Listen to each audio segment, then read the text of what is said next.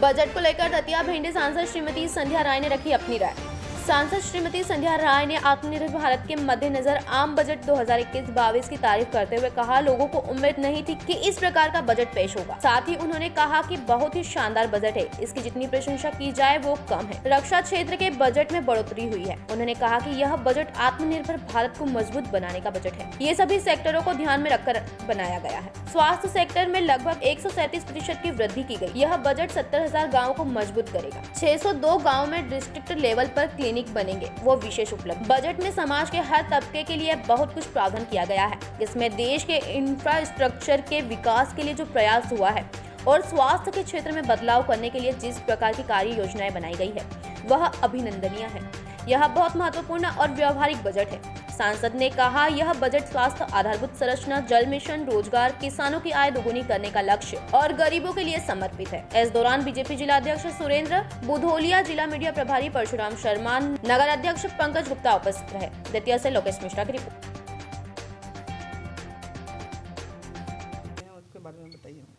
देखिए, हमारे देश के प्रधानमंत्री, यशस्वी प्रधानमंत्री जी के नेतृत्व में और हमारी वित्त मंत्री श्रीमती सीतारमण जी के नेतृत्व में जो केंद्रीय बजट जो प्रस्तुत हुआ है, उसमें मैं समझती हूँ हमारे किसानों के लिए, गरीब वर्ग के लिए, बहनों के लिए और गरीब वर्ग के बच्चों के लिए, यानी कुल मिलाकर सभी वर्गों को समाहित किया है इस बजट में। और मध्य प्रदेश के लिए लगातार, चाहे सड़कों के मामले में करोड़ों का उसमें बजट है, सड़कों को और लंबा किया जाए, और जो सड़कें टूट फूट गई हैं उनके उन्नयनीकरण के लिए भी बजट है। इंदौर के लिए मेट्रो परियोजना के लिए बजट है, और हमारे यहाँ सिंध परियोजना चल रही है उसके लिए भी बजट है।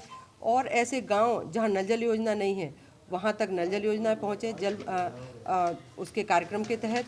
और आने वाले समय में बहुत सारे गांव ऐसे हैं जहां विद्युतीकरण ठीक नहीं है, तो उसकी सुधारने के लिए भी तमाम सारे हमारे स्वास्थ्य को लेकर हो, चाहे ग्रामीण सड़कों को लेकर हो, चाहे किसानों से संबंधित हो, इस बजट में किसी भी बिंदु को छोड़ा नहीं गया है। और कुल मिलाकर यह बजट बहुत ही अच्छा है। और हम इस बजट के लिए हमारी वित्त मंत्री जी माननीय सीतारमण जी को हम बहुत बहुत हृदय से साधुवाद देते हैं, और देश के किसान भी उन्हें बहुत बहुत धन्यवाद देते हैं। किसानों के लिए क्या उपलब्ध सुविधाएं? देखिए, लगातार आप सब देख रहे हैं किसानों की खेती को लाभ का धंधा कैसे बनाया जाए। लगातार, चाहे हमारे मध्य प्रदेश की सरकार हो, चाहे हमारी केंद्र की सरकार हो, आप सब जानते हैं प्रधानमंत्री सम्मान निधि के तहत ऐसा पहली बार हुआ है कि करोड़ों रुपए किसानों के खाते में डायरेक्ट सीधे पहुंचे हैं। तो कहीं ना कहीं जो साल में 6,000 रुपये और नई 1,000 मंडियों का भी प्रावधान है, और जो मंडियां खराब स्थिति में उन्हें सुधारने के लिए भी बजट यहाँ रखा है। तो कहीं मंडियों का काम खत्म नहीं होने वाला, बल्कि और मंडियों का काम अच्छा चलने वाला है। और MSP का उसको भी बढ़ाने का काम 1.5 गुना किया गया है।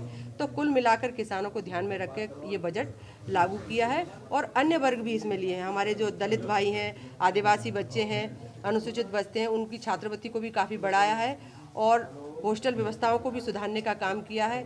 ऐसे तमाम सारे बिंदु हैं जो मैं आप सबको पत्र के माध्यम से अभी उपलब्ध करा दूँ।